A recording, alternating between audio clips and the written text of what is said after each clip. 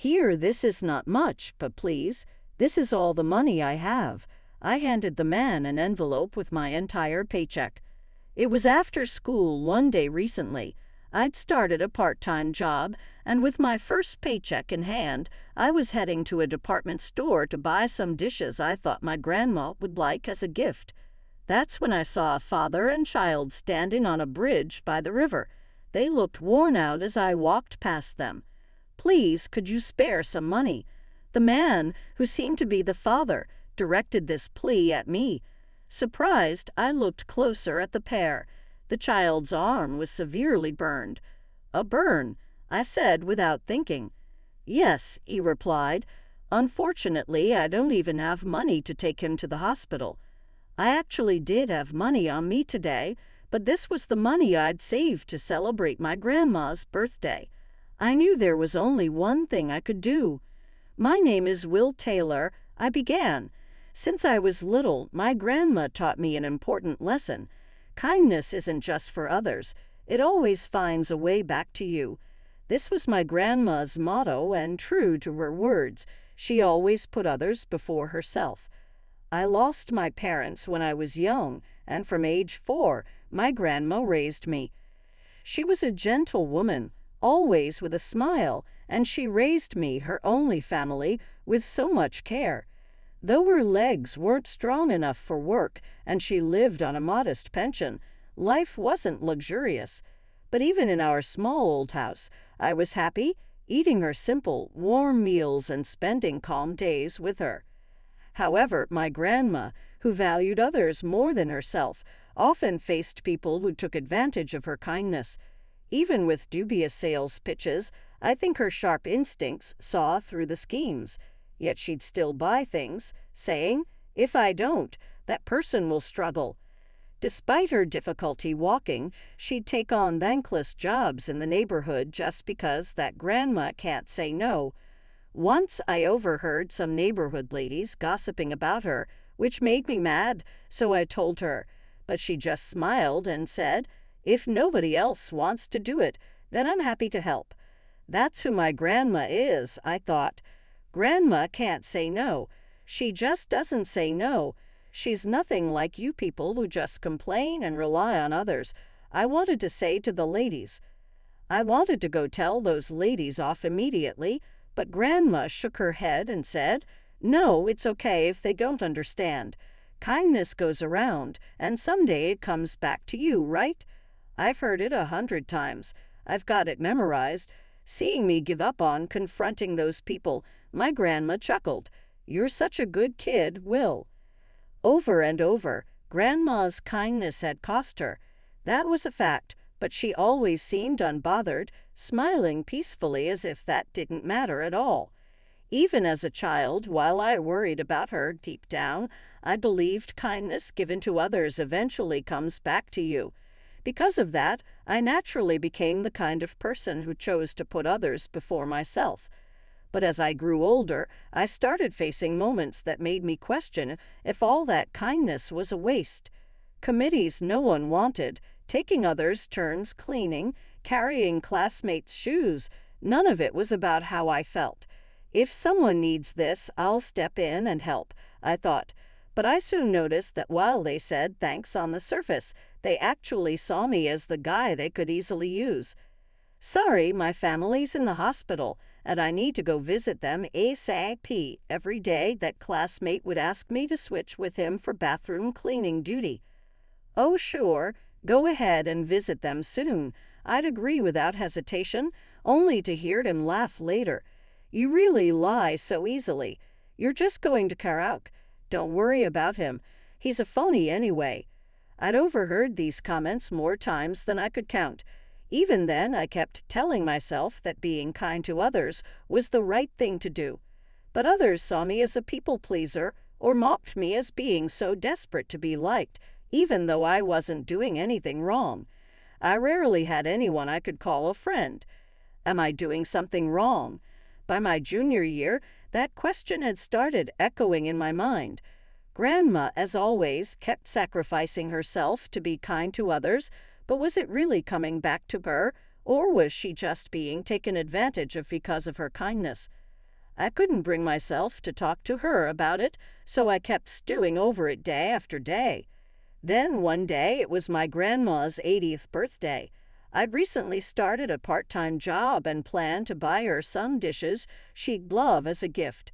After school, I was on my way to the department store when I saw a father and child on a bridge by the river. They looked homeless. I'd seen homeless people before, but a young man in his 30s with a child, that was new to me. Maybe that's what made me glance over at them. "Please, could you spare some money?" The man, who seemed to be the father, asked me. What, even asking a high schooler? I was surprised, and as I looked closer at them, I noticed the child's arm was severely burned. "A burn," I said without thinking. "Yes," he replied. "I'm ashamed to say we don't even have money for the hospital." The father looked shaken, and the child, likely due to the severity of the burn, was on the verge of passing out. Today, I had more money on me than usual, but this was the money I'd saved to celebrate my grandma's birthday. It was meaningful to me. So I hesitated for a moment, but I knew there was only one thing I could do. "Here, it's not much, but please, this is all the money I have." I handed the envelope with my entire paycheck to the man who seemed to be the father.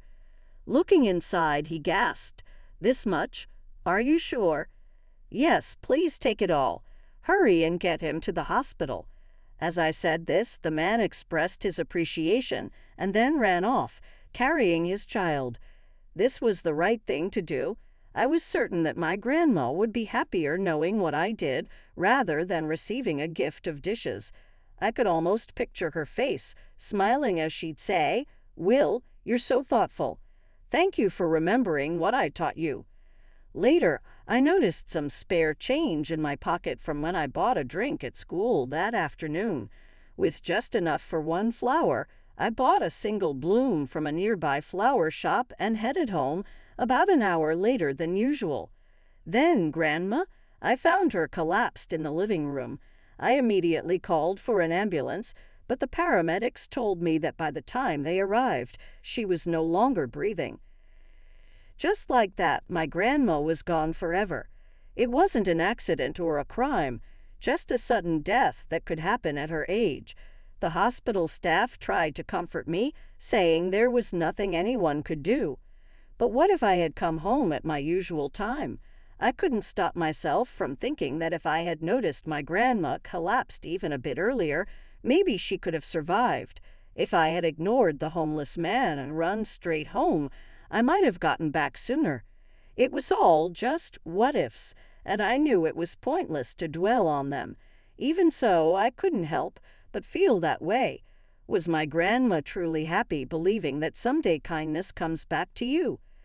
She willingly let herself be taken advantage of, only to die alone in the end.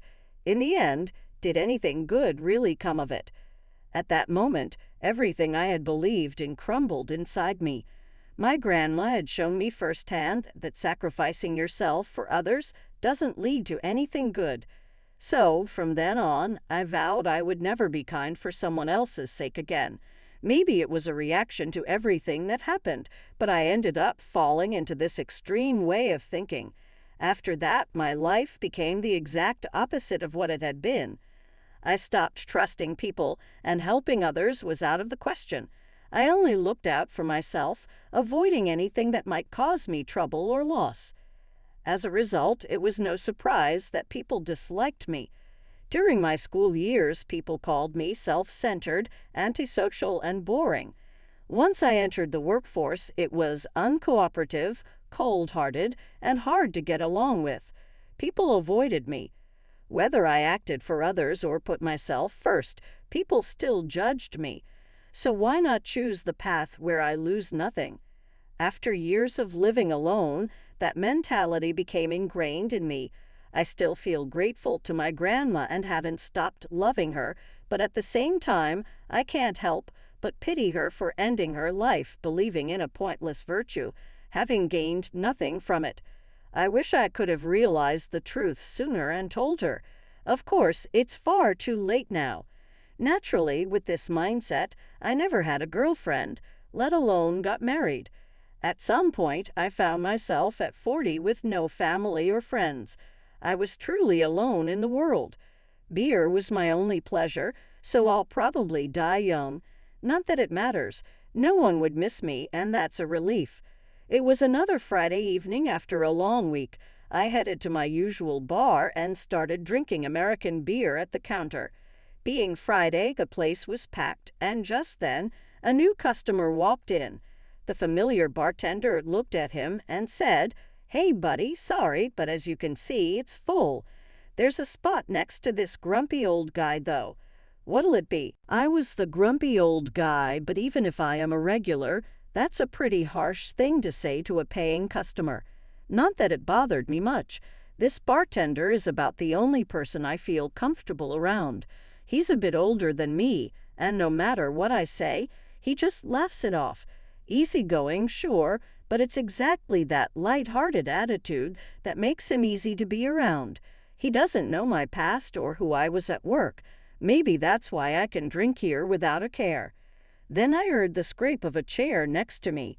It seemed that the man who had just come in decided to sit right beside me. "Excuse me, I'll sit next to you." He looked like he was in his late 20s, a clean-cut young guy with short hair and an expensive suit. Not my type. I honestly don't get what guys like him are thinking. Yeah, I had zero interest in drinking with him, so I answered curtly, "See." Grumpy. Right, but watch. Once he starts drinking, he's got a cute side. His face goes red in no time. The bartender said to the young guy, laughing loudly. "Shut up," I grumbled. "Really? Is that true?" Instead of feeling awkward, the young guy seemed amused, which surprised me. Most people would back off if I looked this unfriendly. Maybe it was the unexpectedness of it or the effect of the beer, but we actually hit it off that night. I didn't ask him about his age, job, or personal details, but I knew his name was Steve. It felt nice just enjoying that moment together without any care for who we were in our daily lives. We were probably different in age and personality, but it was strange. It felt natural. "I never expected you two to hit it off like this, but it's past midnight, so time to wrap it up." The bartender's comment made me realize how late it had gotten. Even though I was a bit tipsy, I wasn't about to admit how much fun I'd had. "Yeah, got it." As I prepared to settle the bill, Steve said, "Well, I had an awesome time tonight. Let's definitely do this again sometime." His words were completely straightforward and sincere, a bit embarrassing. Honestly, looking at him, I felt a strange sense of nostalgia, like I was seeing my younger self. This guy probably doesn't yet realize that being too nice just leads to being taken advantage of, I thought. "Yeah, if we run into each other," I replied with that and paid the bill before leaving the bar. I had to admit tonight was actually fun. When was the last time I'd felt that way? After that, Friday nights at that bar with Steve became a regular thing. Of course, we weren't making any formal plans or anything, but going to that bar every Friday was already part of my routine. And since Steve kept showing up at the same time, it just naturally happened. At first, I didn't share much about myself, but maybe I was drinking too much while talking, or maybe I was just excited to have what felt like a real drinking buddy. Before I knew it, I'd started telling him stories about my past. Believing in my grandma's teachings, I gave away all my savings, which was fine and all, but when I got home, she'd passed away. She was always thinking of others, but in the end, that's what left her alone to die. That's when I realized there's no point in sacrificing yourself for others. "Steve, it's good to be honest and kind, but don't overdo it, okay? There's no happiness in giving up your own for someone else's sake." For once, I'd shared something personal, and maybe it was too much. Steve, who always found something to laugh about in every story, was just staring at me wide-eyed, surprised. "Sorry for the downer story. Guess I'm just drunk. I'll head out for tonight." I'd finally found a place where I felt at ease, and I went and ruined it myself. I really thought I messed up this time. I'd been enjoying our time as drinking buddies, and instead, I turned it into some self-centered lecture. After that, things felt awkward, and I couldn't bring myself to go back to that bar on Friday. Honestly, part of me was scared to show up at our usual time and find Steve wasn't there. Then, one day at work, a female subordinate approached me. "Will, I don't think I'll be able to finish this project by the deadline." I sighed and asked, "Why not?" My subordinate darted her eyes around, clearly scrambling for an excuse. "What? Why?" "You asked." I checked in multiple times, asking, "Are you sure you'll finish on time?" And every time while you were chatting and doling, you brushed it off, saying there's still plenty of time, and now at the last minute, you're telling me you can't finish. "Do you really think I'm just going to say, 'Oh, well'?" I asked. She was at a loss for words. "Well, even so," I continued, "I could say the same. There are still 2 days left. Even if it's tight, putting in some overtime to get it done sounds like the right thing to do." "What? That's harassment. You could at least help a little," she said, getting upset. "If you call this harassment, feel free to report it to the higher-ups. I'll just stick to the facts, and I have enough work of my own that I don't have time to clean up your mess." With that, I walked away. I know my words weren't gentle, but people who take work lightly and only think about their own convenience, unless you spell it out for them, they won't understand. Honestly, I think it's a waste to spend my time and energy wording things carefully for someone that irresponsible. Before I was even out of earshot, she started whispering behind my back. "Thought he'd softened up lately, but his nasty attitude is still the same. What a useless old guy. He's probably still single at his age because he's got such a nasty personality." Do they realize how ridiculous their gossip sounds? How does my being single impact them in any way? They don't even seem aware that their own idle chatter is what's actually disrupting the flow of work around here. Sigh. After leaving the office, I let out an unexpectedly deep sigh. I'd long since grown used to hearing that kind of gossip, but thought he'd softened up lately. That part stuck with me. I never intended to change, but maybe having a drinking buddy had brought some kind of shift in my attitude. Honestly, I'd been aware of it, at least a little, and now that I'd lost that small source of joy, I could feel my interest in life slipping away again. Even so, I still couldn't bring myself to return to that bar. Then one day, living without caring about others, focusing only on yourself, from the day I decided to focus solely on myself, I knew there'd be a risk of creating enemies and that one day it might catch up to me. And then that day actually arrived. It was the day of an important meeting with a potential major client. I brought along that subordinate, but holding a grudge against me, she deliberately sabotaged my efforts. The data I'd spent extensive time preparing had been entirely deleted. I had hard copies as backup, of course, but those two had conveniently vanished from my bag. I noticed this as we waited for the client to enter the room. At this point, there was no way to salvage the situation. The client soon entered, clearly displeased when I couldn't provide the documents, and with good reason. We'd had plenty of time leading up to this date, so having neither documents nor data gave the impression of complete lack of effort. My subordinate, who should have been on my side, instead turned against me. Excuses just look pathetic. If you missed the deadline, you should just apologize properly. It was clear now her plan had always been to undermine me. The client, siding with her, added, "She's right. Aren't you embarrassed to be lectured on professionalism by someone decades younger than you?" Since they didn't know the full story, their reaction was understandable. As much as it stung, I could only offer a sincere apology to the client. Then suddenly, "Hold on a moment," a voice I'd heard before caught my attention.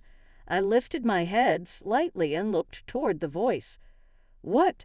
There, standing before me, was Steve, and to my surprise, the client team addressed him as President. President, I couldn't fully process what was happening. Steve nodded at me briefly, then turned to his employees to get a sense of the situation. During the initial discussions, Will was handling things with sincerity, right? So, in my view, it seems unusual that he would arrive today without any materials. Shouldn't we first inquire about the circumstances? Thanks to Steve's intervention, I finally had a chance to explain what had led to this situation. Even if it sounds like an excuse, the documents and data I'd prepared disappeared by the time I arrived this morning. I take responsibility for my lack of crisis management. I apologize sincerely. I greeted deeply once more. If the data disappears, it could have been deleted accidentally or removed intentionally. Given that the documents are also missing, the latter seems more likely. Can you check the data's activity log? Steve suggested. Of course, if data vanishes suspiciously, checking the activity log is standard procedure. My subordinate seemed completely unaware such a method even existed. I had nearly been set up by someone like her. I should have been more thorough myself. In the end, it was revealed that this subordinate was responsible for the commotion. The incident reached our company president through Steve, and she received disciplinary action. As for me, I later prepared the materials again, and the project moved forward as planned. But I wanted to thank Steve, though meeting with him as a company president wasn't easy. After much deliberation, I decided to visit our usual bar for the first time in a while, prepared to feel disappointed if he wasn't there. But when I entered the familiar place, there he was at the counter. "Hey, long time no see. This guy here has been waiting for you every single week."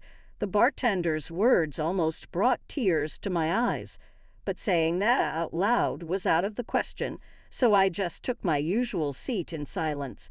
Even Steve seemed different. The air between us was somehow tense. Honestly, it was awkward, but I decided to start with what I needed to say. "Thanks for the other day.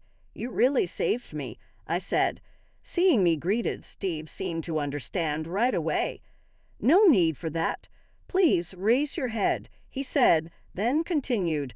"Actually, there's something I've wanted to apologize to you for. Would you mind hearing me out?" Something to apologize for? There was plenty I was grateful for, but nothing that came to mind for him to apologize about. Steve rolled up his right sleeve. Now that I thought about it, he always wore long sleeves, even in the summer. On his arm was a large scar. "What's that?" I asked. "When I was a kid, I got burned. My father had failed in business, and for a while, we were homeless. During that time, a passerby set us on fire as a cruel joke. We had no money for a hospital and were completely helpless. But then, a student helped us." I couldn't possibly forget that story. It matched exactly with the unusual event that happened on the day my grandmother passed away. My father and I were deeply grateful to that person. Even though we didn't know his name, we always wanted to find a way to repay him, but had no means to do so. But when you told me about that day a few months ago, Will, I was stunned. I realized it was you. And when I heard that the time you spent with us meant you couldn't be there for your grandmother, I was overwhelmed with guilt. Thank you so much for what you did back then, and I'm truly, truly sorry. Was it the beer? No, that wasn't it. I hadn't even taken a sip.